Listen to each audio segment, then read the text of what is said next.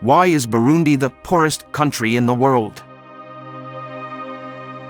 Burundi, which marked 60 years of independence on July 1, 2022, ranks as the poorest country on the planet in terms of GDP per capita. This must be understood in the light of a history punctuated by political upheavals. Until 1996, the country lived to the rhythm of coups, massacres, and political assassinations, before plunging into a long civil war. Peace was eventually restored in 2005. However, the country returned to authoritarian governance in 2015. Since then, the UN has noted progress but continues to denounce the political violence that plagues the country. How did Burundi come to this? Why is change so slow to arrive? The countries that form the region are Burundi, Rwanda, Democratic Republic of Congo, and Uganda. According to the analyst, the end of the Belgian and British colonial empires upset the political, economic, and social frameworks of the two nations formed out of the former Rwanda-Urundi colonial entity. Present-day Rwanda and Burundi served as reservoirs of labor for the exploitation of the wealth of the vast agricultural and mining areas of the Belgian Congo to the west and the British colonies in the east. Refocused within their borders following independence in the 1962, they were reduced to small, overcrowded and landlocked microstates. Burundi is a country familiar with various military regimes since independence. These regimes have succeeded in appropriating state resources while ordinary citizens, mostly rural farmers, have borne the brunt of the civil war. The divide that has emerged between military elites and people of the hills, as rural farmers are commonly referred to, runs deeper than ethnic and regional differences. The peasantry still provides almost all the resources of the party state. But most of the agrarian policy decisions are taken without consultation, including at the grassroots levels where party delegates, often peasants, do as directed. The state has imposed itself as the exclusive economic operator. Civil servants and party cadres program and direct investments. Ordinary people are for the most part powerless. Nkurunziza's missed opportunity. Following the gradual return of peace nearly 20 years ago, Pierre Nkurunziza was elected president in 2005. Drawn from the majority Hutu ethnic group, Nkurunziza ended 25 years of pro-Tutsi military regimes.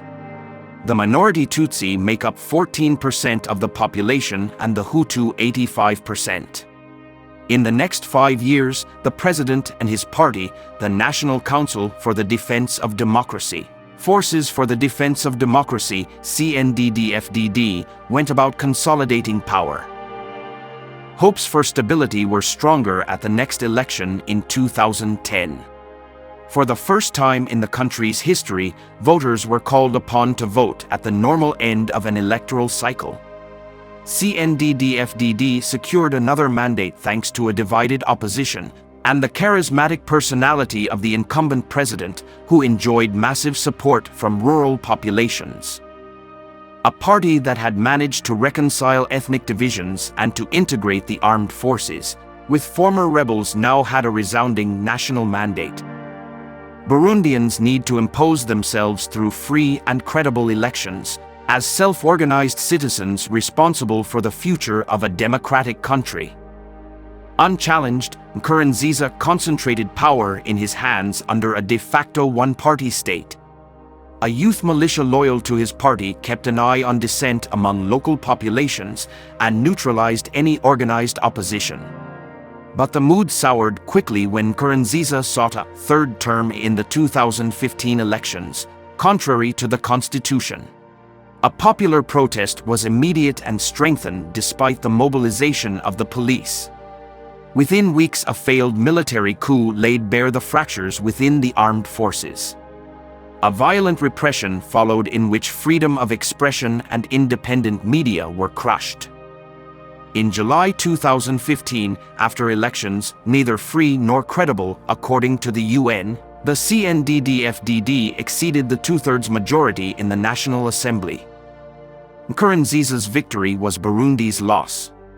Amid the repression of opponents, the country's economy slowed down, foreign capital took flight, and infrastructure crumbled. There was looting of public resources and a sharp reduction in social benefits. At the end of his third term, the leaders of the CNDD-FDD party were happy to see the back of the eternal supreme leader who had become a liability. The electoral rescue of 2020.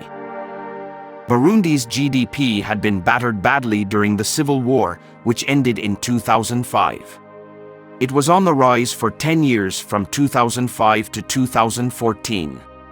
Following the Nkurunziza-instigated political crisis in 2015, the economy dipped sharply again. Ranked second poorest country in the world in 2013 and 2014, it fell to the poorest in 2015 and has remained there ever since. The UN Human Development Index, which measures longevity, education, and inequality, also attests to this deterioration. Burundi was ranked 180th in 2015, falling to 185th in 2019 and 2020. Thus, in almost all socioeconomic measures, Burundi's performance is among the lowest on the planet thanks mainly to conflict and elite corruption. The failed coup of May 2015 upset a delicate balance in which the army, including former rebels, and the police were jointly managed. Pro-Nkurunziza elements in the army who crushed the coup sensed an opportunity for self-enrichment, to match the fortunes of their senior Tutsi colleagues and graduates of military schools. Hitherto contained or concealed, this financial catch-up was transformed into an open competition for personal enrichment commensurate with each person's powers. In May 2020, General Evariste Ndayishimiye, a wise and withdrawn man, became the new president. Nkurunziza died shortly afterwards officially from COVID-19, a disease whose danger he had always underestimated. Burundi, on the other hand, continues to suffer the effects of Nkurunziza's political legacy. Struggle between elites. Having experienced since independence all forms of divisions that can be exploited by authoritarian regimes, the people of the hills now know that their lot is the result of struggles between elites for the capture of national resources. Only the reappropriation of the state to make it legitimate once more in the eyes of the population could free resources for their purposes.